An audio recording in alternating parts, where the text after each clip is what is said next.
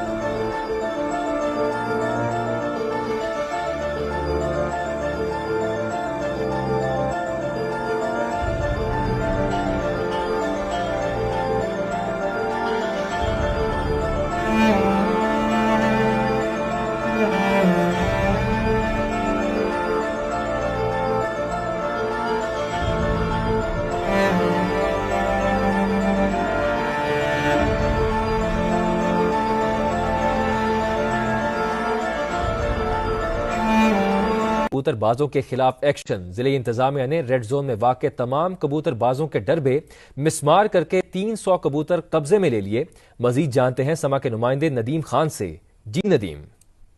जी बिल्कुल, ज़िला हुकूमत की तरफ से जो है शहर भर में जो घर इनके ऊपर जो कबूतरबाजी होती है उसके खिलाफ जो है सख्त एक्शन किया गया है।